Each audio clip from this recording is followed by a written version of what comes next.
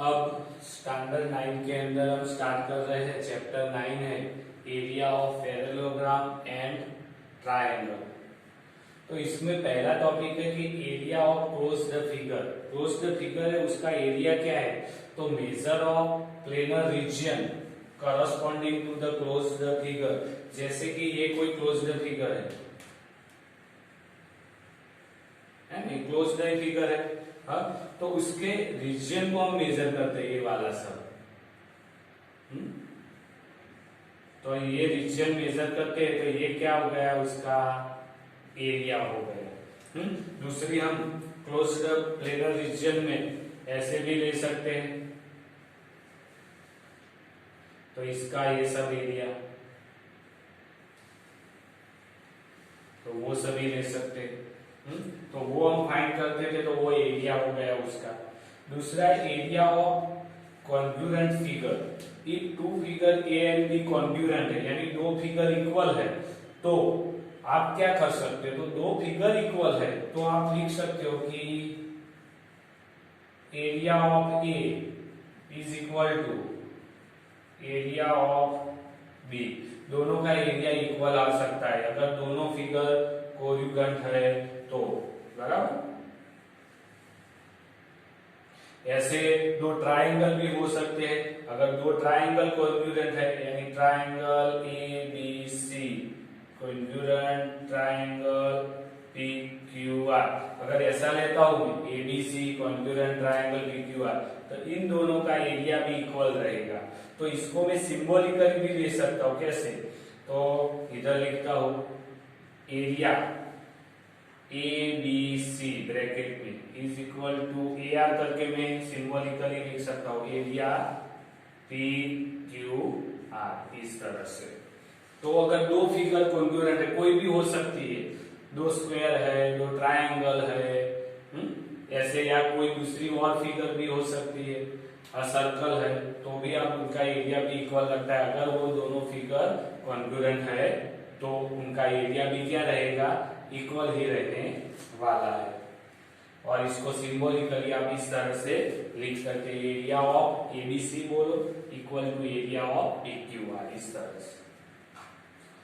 Figure on the same base and between the same parallels के बीच में, if they have common base, यानी बहुत सारी ऐसी फिगर्स आप ड्रॉ कर सकते हो, जैसे कि ये पैरेलल लाइन है, और एक दूसरी पैरेलल, ये मैंने बेस बना देता हूं मैं। चलो इतना सा बेस बनाया, ये हो गया। अब दूसरी फिगर,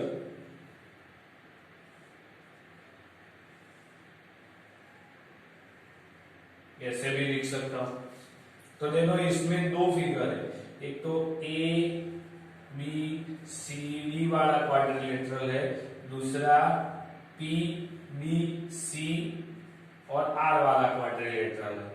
तो ये दोनों क्या है? देखो एक ही बेस पे कॉमन बीसी है, वो उसका कॉमन बेस है, कॉमन साइड है, और उसकी ऑपोजिट दो वर्टेक्स है, जैसे कि पी और आर लो, तो वो एक पैरेलल लाइन जो बीसी की पैरेलल लाइन रहती है उसके ऊपर ही है, जैसे कि ए और डी भी उसके ऊपर ही है।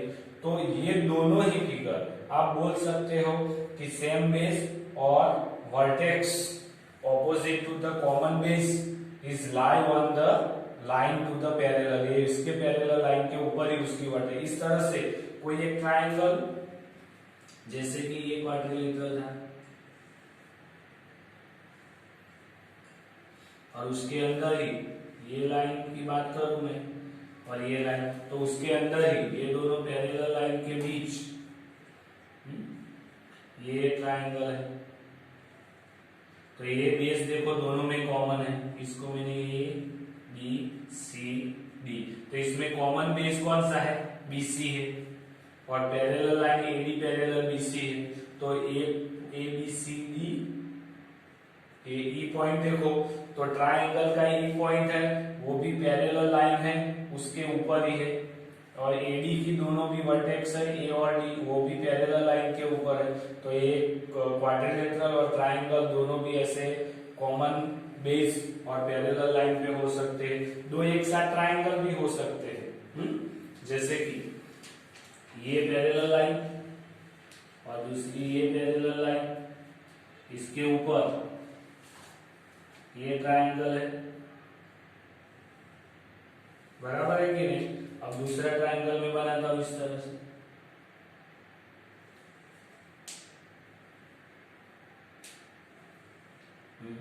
तो देखो ये कॉमन बेस है कि नहीं, तो ये ब्लैक वाला एक ट्रायंगल बनता है मेरा, और दूसरा ये वाला ट्रायंगल बनता है।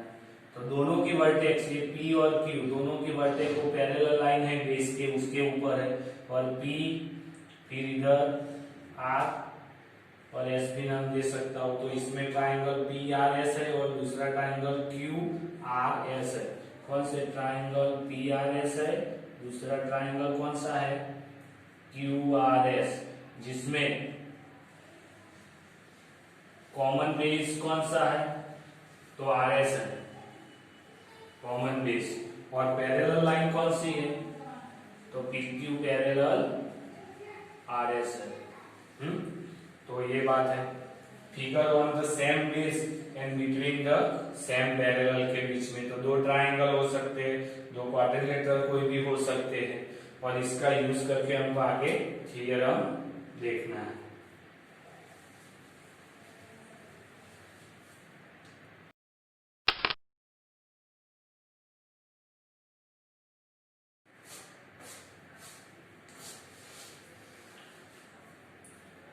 अब देखते हैं थ्योरम 9.1 का parallelogram on the same base या इक्वल बेस पे है and between the same parallel lines are equal in area, तो उसका एरिया इक्वल रहता है।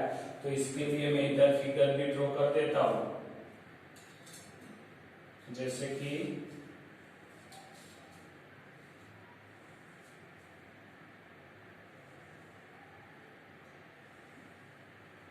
ये पैरेललोग्राम है, A B C और D, वही बेस के ऊपर ये दूसरा होता है P और F, बराबर है कि नहीं। ये तो दोनों पैरेललोग्राम हो गए।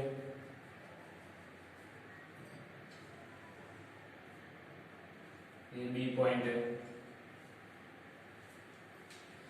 तो इधर एक पैरेललोग्राम ABCD है, दूसरा पैरेललोग्राम EFCD भी है, बराबर, दोनों का DC बेस इक्वल है। तो आपको गिवन में क्या दिया है, तो आपको पैरेललोग्राम ABCD एंड EFCD क्या है, on the same base BC and between the, किसके बीच में, बिटवीन द पैरेलल्स, तो DC parallel DC and AB भी बोल सकते हो या AF, बराबर है ना। क्या, तो ABCD पैरेललोग्राम का भी बेस ये है और EFCD का भी बेस ये है, और DC और AF ये पैरेलल लाइन के बीच में बनता है, तो वो मैंने लिख दिया। तो गिवन के बाद आपको प्रूव क्या करना है, टू प्रूव, तो area are equal in area, यानी area of ABCD is equal to area of EFCD, ये आपको प्रूव करना है। तो देखो EFDC का एरिया ये है, ABCD का ये है, तो EBCD ये एरिया जो बीच वाला है वो तो दोनों में कॉमन आ रहा है, खाली ये वाला और ये वाला भाग वो अलग है, कौन सा, ADE वाला और BCF वाला। तो इसके बारे में कुछ करते हैं, तो गिवन प्रूव हो गया, और प्रूफ की बात करते हैं। तो प्रूफ के अंदर हम क्या करेंगे, तो पहले ये दो ट्राइंगल को हम कॉन्करेंट कर देते, उनका एरिया इक्वल कर देते, तो इसके अंदर तो ये ऐड करेगा और इसके अंदर ये ऐड करेंगे तो इक्वल हो जाएगा। तो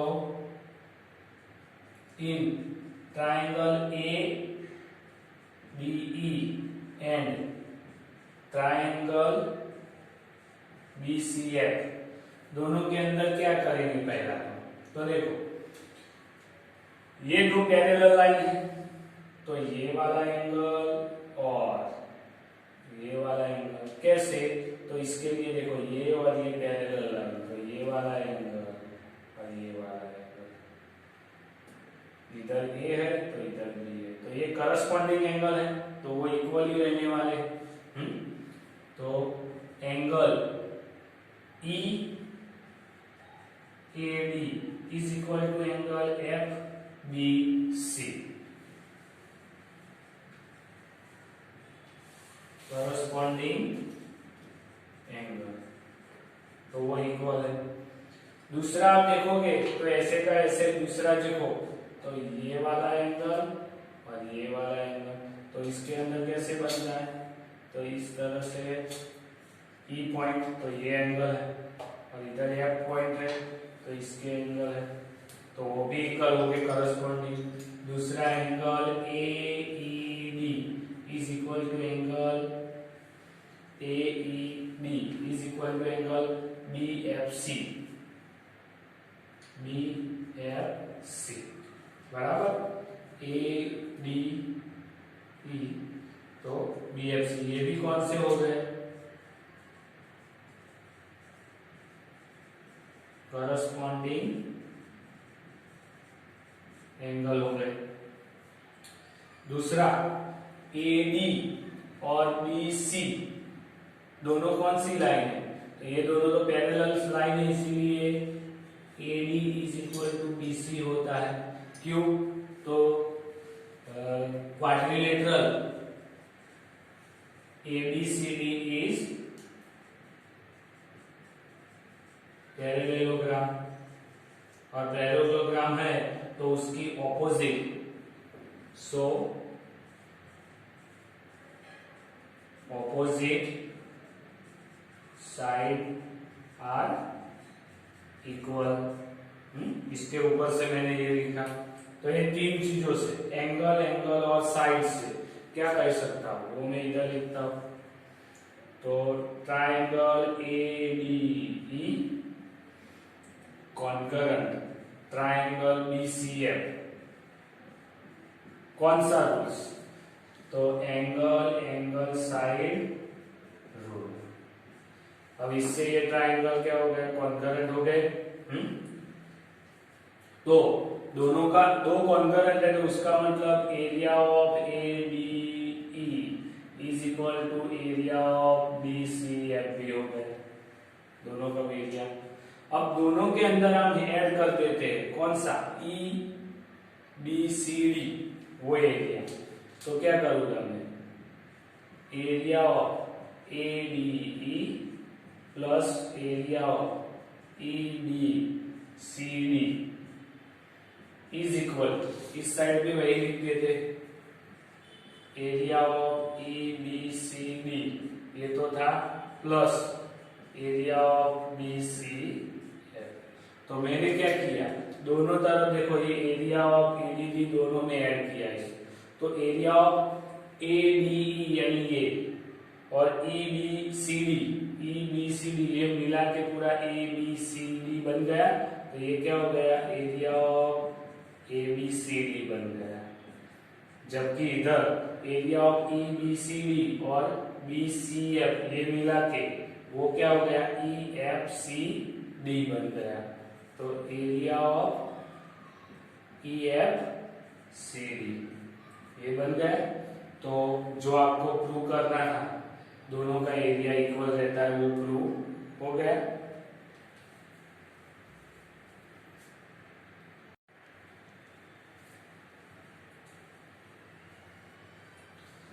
अब हम आगे बात करते हैं एरिया ऑफ पैरेललोग्राम, बराबर है, तो उसके फॉर्मूला के बारे में। तो जैसे कि पैरेललोग्राम एबीसीडी अगर है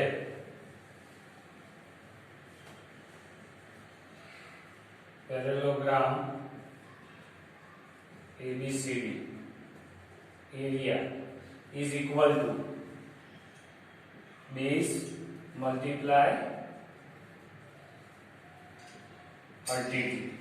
तो उसको शॉर्ट में एरिया ऑफ ABCD भी लिख सकते हैं, इज इक्वल टू बेस और अल्टीट्यूड, बराबर है। तो अल्टीट्यूड यानी परपेंडिकुलर लाइन है, जिस पॉइंट पे परपेंडिकुलर, जिस बेस, ये जिस साइड पे ये परपेंडिकुलर लाइन रहती है, तो या आप ऐसा भी बोल सकते हो कि height of two parallel line, दो पैरेलल लाइन बीच की डिस्टेंस भी बोल सकते, distance of two parallel line, ये दो पैरेलल लाइन के बीच का डिस्टेंस कितना है और इसका बेस कितना है, जिसके ऊपर ये परपेंडिकुलर है वो बेस बन गया और ये परपेंडिकुलर लाइन है वो अल्टीट्यूड बन गया। अगर यही फिगर में ऐसे भी आप ले सकते हो, जैसे कि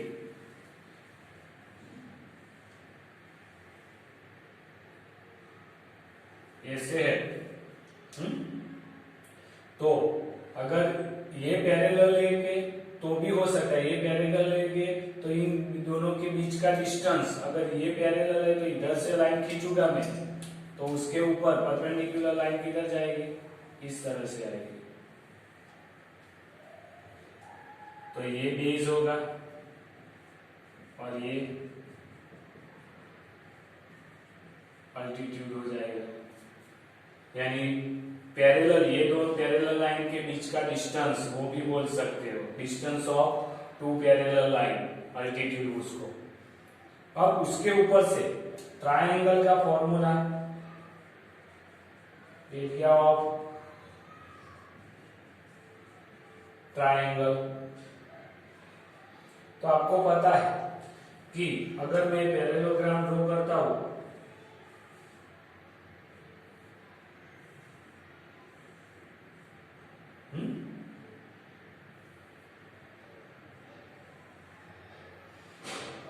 अगर ये दो लाइन को ज्वाइन कर देता हूं तो A B C D, इसमें BD वो डायगोनल है तो एक ट्रायंगल ये और एक ट्रायंगल ये बनता है कि नहीं। तो अगर मैं ट्रायंगल ABD का एरिया फाइंड करना है तो क्या आएगा, पूरे का एरिया, यानी एरिया ऑफ ABCD पूरा is equal to area of ABD बोल सकता हूं।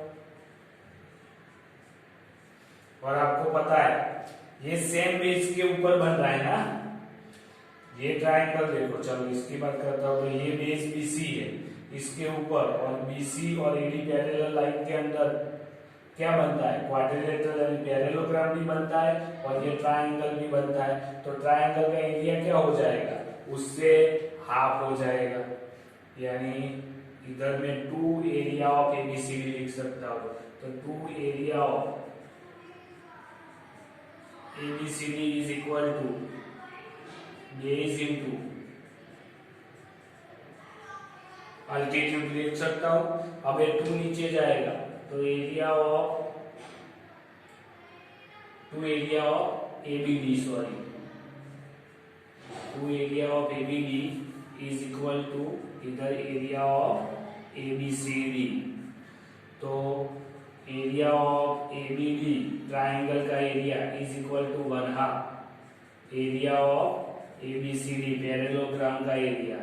अब आपको पता है पैरेललोग्राम का एरिया यानी बेस इंटू अल्टीट्यूड कह सकता हूं कि नहीं। तो आपको अगर ट्रायंगल ऐसे दिया है, एग्जांपल के और कोई दूसरा ट्रायंगल ऐसे दिया है,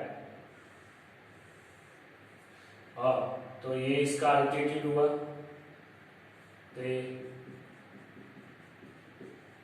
तो अल्टीट्यूड किसके है, तो इसके ऊपर, तो ये क्या हो गया, बेस हो गया। अगर ABC की एरिया की बात करें तो इसका area of ABC is equal to, आपको फॉर्मूला मिल गया 1/2 बेस इंटू हाइट, या उसको अल्टीट्यूड भी बोल सकते हो। तो आपको इसके ऊपर से मिल गया। और ऐसे भी पैरेललोग्राम के अंदर से जो ट्रायंगल मिलते हैं तो दोनों ट्रायंगल का एरिया इक्वल ही रहता है। अगर एबीसीडी पैरेललोग्राम है, एबीसीडी अगर पैरेललोग्राम है, तो आप ऐसा भी बोल सकते हो कि area of ABCD is equal to area of ABDB हो सकता है क्योंकि वो हाफ ही होता है, और is equal to area of BCDB बोल सकते हो, ये भी हो सकता है। यानी उसका डबल करोगे तो पूरा एरिया मिल जाएगा, इसका डबल करोगे तो भी ये पूरे पैरेललोग्राम का एरिया मिल जाएगा, बराबर है। तो ये भी हो सकता है, पैरेललोग्राम में होता है क्योंकि डायगोनल है वो दोनों पार्ट्स, ये वाला और दूसरा ये वाला कैसे रहते हैं, इक्वल ही रहते हैं। तो आपको और फॉर्मूले मिल गए, एक तो ट्राइंगल का एरिया का फॉर्मूला मिल गया, दूसरा पैरेललोग्राम के एरिया का फॉर्मूला है आपके पास, तो उसका यूज करना है अभी आगे के एग्जांपल में।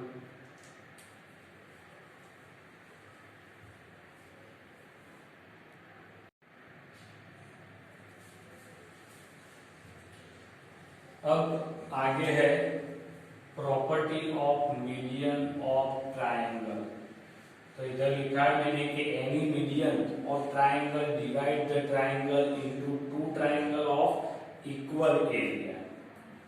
तो इधर एग्जांपल में देता हूं कि जैसे कि ये कोई ट्राइंगल है, ट्राइंगल एबीसी, तो इसके अंदर पहली तो बात है मीडियन क्या है। मीडियन ऐसी है, मीडियन क्या है कि जो सामने वाली साइड है उसके दो भाग करता है और सामने वाले वर्टेक्स में से निकल के ऐसे सामने वाले वर्टेक्स में से दो इक्वल पार्ट्स में डिवाइड करता है। तो ये आपकी हो गई मीडियन।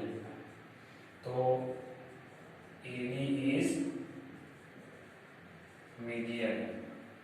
इधर ये लाइन कौन सी है, एडी है वो मीडियन है। तो इसीलिए दो ट्राइंगल बने तो उसका area ABD is equal two of area ADC, यानी इसका एरिया और दूसरी इस साइड का एरिया, दोनों का एरिया क्या रहेगा, इक्वल। इधर एडी मीडियन है, ऐसी तीन मीडियन हो सकती है, ऐसे ही ट्राइंगल में दूसरी दो मीडियन इधर से लेके इधर जा सकती है, तो ये इक्वल पार्ट्स रहेंगे जैसे ये दो इक्वल थे, और ऊपर से नीचे भी मैंने ड्रॉ किया तो ये भी इक्वल रहेंगे। दूसरी इसमें से पास होगी तो ये वाला सॉरी